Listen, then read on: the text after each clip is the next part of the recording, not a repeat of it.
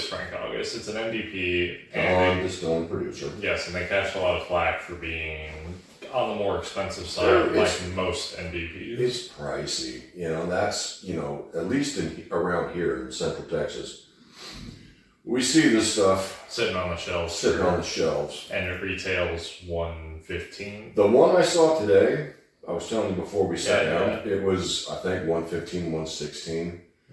This stuff's not not inexpensive. That's sort of the problem. And as we've discussed before, there's a whole host of reasons that NDPs are that they have to charge more than, say, the legacies. They have less product, therefore they have less volume. Mm-hmm. They're paying for the have to pay barrels it up front rather than if you're starting a traditional distillery, you probably already have the money to weather a couple of years of insolvency while you buy the still, you buy the that's the thing, right? That. Grain costs what grain costs, and then it's up to you to blend it together. Indeed. Right, and ferment it, and then all that stuff, mash it, and then get it in the still, and then get it in the barrels. So if you're buying somebody else's work, you're gonna pay a premium. You're gonna pay more money. They gotta get paid. They gotta get paid too. So to that end, you bought this bottle of Frank August small batch many years ago. At this point, sits at 100 proof, and I believe you said it was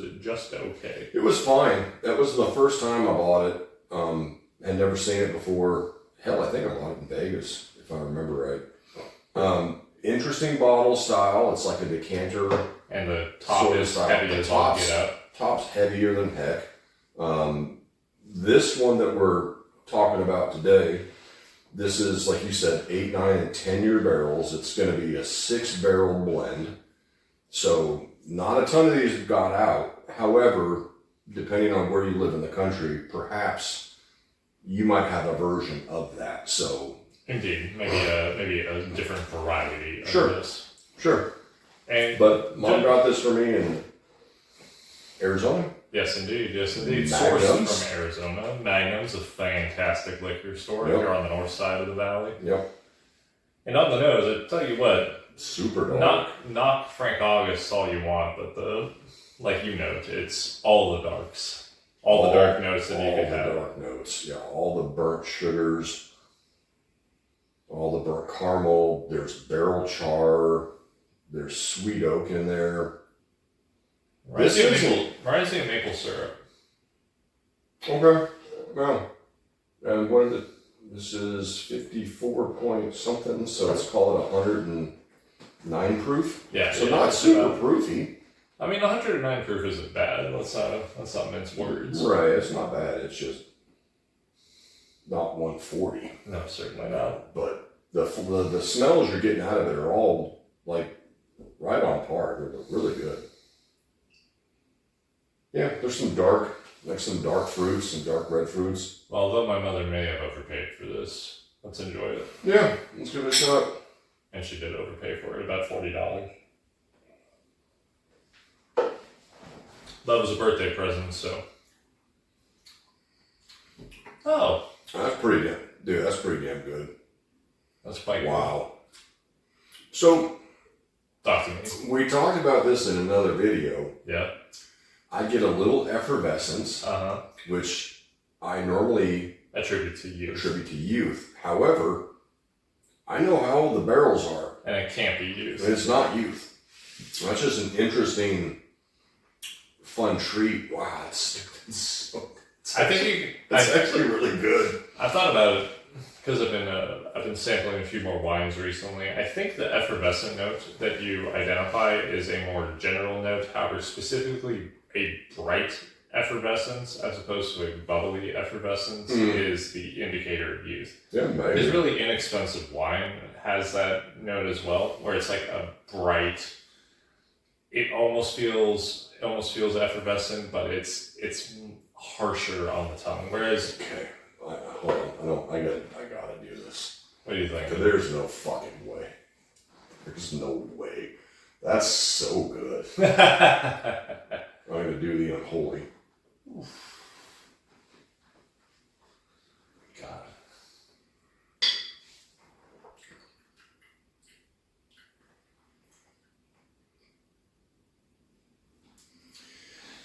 Talk to me. Tell me how you feel. I'm an asshole. I guess that's actually really good. God dang it, I forget. I mean, I drank half of it. We've just seen a man's opinion change in real time. You know, when we sat down to do this, I wasn't prepared to be like, you know, over the moon. This shit's great. I just wasn't prepared. I mean, we've talked crap before about, you know, brands winning awards and then everybody freaking hunts for them and it's nonsense and it's like, whatever, dude. This is actually really freaking good, dude. Now, are you going to pay a lot for it? Yes. You're going to pay north of 100 for sure. Yeah, try that. Just don't spill all over you. Yeah, look at me like that. Did you dribble it down your chin? But even that's good. That's very good. I know, right? Wow. Yeah. So evidently, I'm the asshole who's been sleeping on Frank August. buying more Frank August stuff. Oh, okay. Yeah. Buddy, I've seen this stuff so often, and I just walk right past it because I'm like, oh, I got one. It was good. It was okay. It was fine. Goes to show, because you tried that many, many moons ago, and it was when your palate was not as sophisticated as it is today. Sure, and that's a big one, right? I mean, this, I'm getting the impression, especially this most recent release, because this is good. This is... Yeah, really this good. was probably $50. Mm-hmm. This is 100 and... Mom paid 150. Yeah. Frank August is,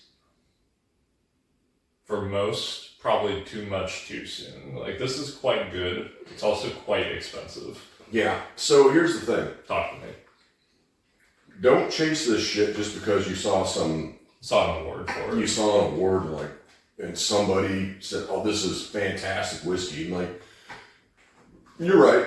It's very good, you know. But 5-6 years ago when I bought this, it was just fine.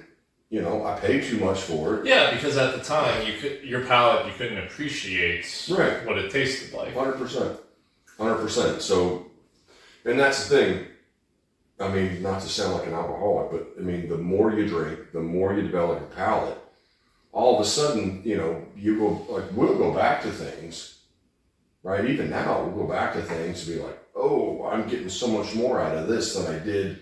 Alternatively, we'll Back go back to things that I bought many years ago and say, ooh, that's not as good as I remember. Yeah, 100%. Like I did with the that Kentucky Owl Confiscated. Mm-hmm. Or the early times. Yeah, I'm not going to talk about that right now because that just hurts my feelings. Save it for later. Yeah. But yeah, the Kentucky Owl was a very good example. Yeah. It was expensive. It was. You enjoyed it at the time. I thought it was great. And then like 5 years later, I went back and tried it and I'm like, I paid $150 for this, like, or 130, whatever it was. I'm like, this is ridiculous. This stuff, however, dude, that's impressive. Now, is it going to be like a Stag Junior Killer or, you know, Smoke Eye Hill at 130 proof? No, Smoke Eye Hill. No. Smoke Eye Hill and the very best that whiskey has to offer are complicated, and they're complicated in a good way. This is very simple, but it's extremely well executed, which I think is what an NDP should strive for. I tell you, out of the 6 barrels they used, Yeah. they put a great blend together. Yes, they did. Yes, they did. It drinks a lot richer and a lot darker than the 109 proof, whatever it is, right? Mm-hmm. Yeah. I want to add briefly. I think that NDPs have one of two paths. They can go down, and they can do both if they feel so inclined. NDPs generally should strive to be the very best of like the standard bourbon profile that they can be. Like, just make an exceptional bourbon. I would say that's what This is an exceptional bourbon. Yeah. Or they do something really interesting as far as like finishing barrels are concerned. Yeah. That they put together a really off the wall, Think outside the box. like short barrel. Yeah. Like what they're doing. Exactly. Yeah. This, and I think this is Frank August's claim to fame, This is extremely good whiskey. Man, this is so good. Like you said, every dark note. Yeah. Like And that's impressive. all the dark fruits, all the dark sugars. Oh, this is, like I said, I hate to be that asshole, but I'm really surprised. Just when I think I know a whole lot of shit about nothing, you open up something like that. Let's call it 115 to 150 Yeah. if you have the money. And yeah, don't put yourself in the poorhouse over it. Don't miss your mortgage payment over it. It is just liquor. But This is if you want something like that drinks and smells and tastes special, like this tastes special. it tastes special. You know what I mean? Like that's good Lord. This is a fresh crack, mind you. Yes. If we didn't sample this a week ago, I wasn't allowed to open it until Well, after. right before we left for our trip. But we didn't even have time to sample it. No. Wow, this is so good. Yeah, This I think, well done, Frank August. going off first impressions, this is one of the best standard Kentucky straight that I've had. When I think they had something like this at our local today. I don't know if it was the exact, because 6 barrels, 53-gallon barrels, That's not a going lot. all over the country. So maybe they're doing different things for Yeah, it different could be parts of the different. country. Could be different series. Could be different age statements. All that jazz. Yeah. But either way, judging off the old bottle and the new bottle, Surprised. don't miss your In mortgage a payment. good way. But you should pick it up if you can, because this is Yeah, and I dumped on it once the awards came out. of course. I'm like, yeah, that stuff's not that good. Thinking back, 6 years ago, that's all right. Like, who are they paying? They're paying somebody, right? I'm like, that's not that good. And then you saw everybody go out and buy them all. And like, oh, it's about. Come to find out, the shit's actually really good. Shit, it is really good. The bourbons, the regular small batches, actually, we just had that's really good. This is phenomenal.